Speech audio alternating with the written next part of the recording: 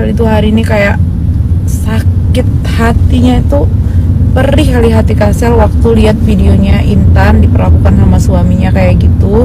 Ya Allah, kasihan ya, apalagi dia baru ngelahirin, anak bayinya juga masih terletak di tempat tidur, ikut juga, kena juga, dibuat sama suaminya, ya kan. Jadi Kasel udah berusaha untuk hubungi si Intan. Kebetulan asisten Kasel itu kenal sama si Intan, udah hubungi keluarganya, alhamdulillah udah tersambung sama keluarganya untuk Kasel itu benar-benar bantu dia agar dia itu entah kemana dulu, kayak pulang ke Aceh dulu untuk tenangin diri ataupun kemana dulu, Kasel siap untuk bantu Intan. Cuman dari pihak keluarganya mungkin Intan masih shock. Kejadiannya itu hari ini, kata keluarga ya, kejadiannya itu hari ini. Dan alhamdulillah si Wardah, teman-temannya Intan, si Wardah anak Aceh juga, sama si Heni udah kesana, udah ke Bogor sekarang. Ya, tunggu aja kabar baiknya.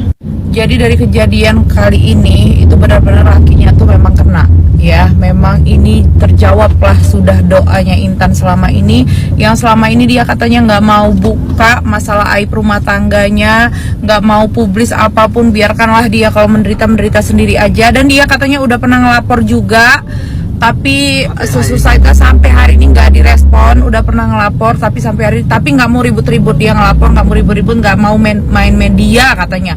Pokoknya dia itu mendam. Jadi aku ngingat itu, ya Allah, anak nih berarti segitu kuatnya menderitanya anak Aceh ini dari dulu. Kuat banget berarti mentalnya. Jadi waktu aku lihat aku nangis aja, aku trauma, benar-benar anak soleh, masya Allah. Benar-benar kalian Kasel minta doa ya, semoga ini semuanya ya Allah. Pokoknya semoga dipercepat diproses, dan pokoknya gitulah. Aduh, aku sedih, nggak bisa.